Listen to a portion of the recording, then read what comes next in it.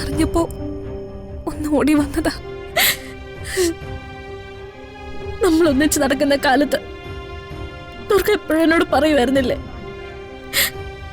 രാധികയുടെ ശരിക്കുള്ള അമ്മ എന്തെങ്കിലും വരും, നിനക്ക് കണ്ടെത്താനാവുന്നൊക്കെ. എന്റെ അമ്മ വന്നു. അമ്മ ഞാൻ കണ്ടു. അമ്മ എന്റെ കൂടെ തന്നെ ഉണ്ടായിരുന്നു. പക്ഷെ രാധിക, എനിക്ക് ഭാഗ്യമില്ല ദുർഗ. എന്തിനാ ദൈവം എന്റെ അമ്മയെ കാണിച്ചത്? അമ്മയുടെ പേരിൽ ചടങ്ങ് നടത്താനോ?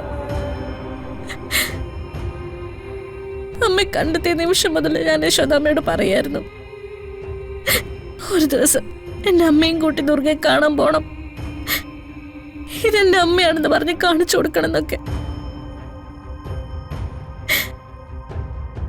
എന്റെ അമ്മയുടെ ശത്രുക്കൾ ആരാന്ന് പോലും എനിക്കറിയില്ല.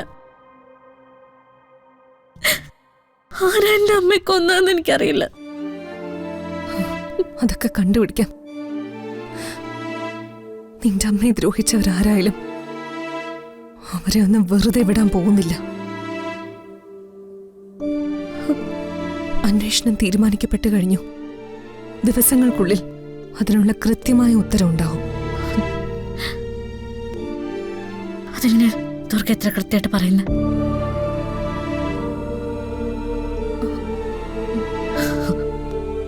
അന്വേഷണത്തിന്റെ കാര്യങ്ങളൊക്കെ ദുർഗയ്ക്ക് അറിയോ?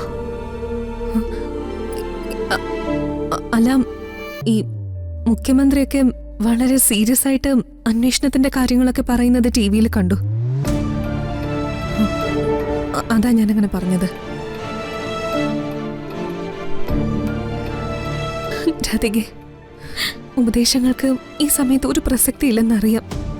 പക്ഷെ നമുക്ക് പ്രിയപ്പെട്ടവരൊക്കെ ഒരു ദിവസം ഈ ലോകത്തുനിന്ന് പോകും. കുറെ കാലം അതിന്റെ ശൂന്യതയായിരിക്കും നമ്മുടെ മനസ്സിൽ. എന്റെ അമ്മയുടെ കാര്യത്തില് അങ്ങനെയായിരുന്നു. കുഞ്ഞുനാള് മുതല് നിനക്കറിയാലോ. അത് കഴിഞ്ഞ് നമുക്ക് ജീവിതം ഉണ്ടാകുമെന്ന തോന്നല നമ്മളെയൊക്കെ മുന്നോട്ട് നയിക്കുന്നേ. പതുക്കെ പതുക്കെ പൊരുത്തപ്പെടണം. എനിക്കൊന്നും അറിയില്ല ദുർഗ. ഈ ലോകത്ത് ഇത്രയും പ്രശസ്തിയായ ഒരാൾ ഒരു ദിവസം എന്റെ അമ്മയാണെന്ന് തിരിച്ചറിയാം.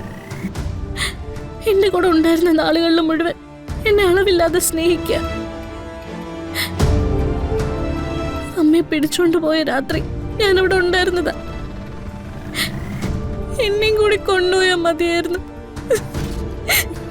എന്നെയും കൂടി കൊന്നാ മതിയായിരുന്നു.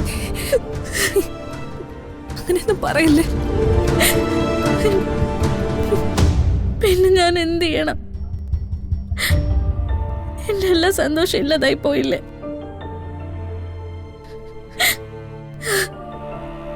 ഇപ്പോഴല്ല ഞാൻ ശരിക്കും അനാഥയായത്.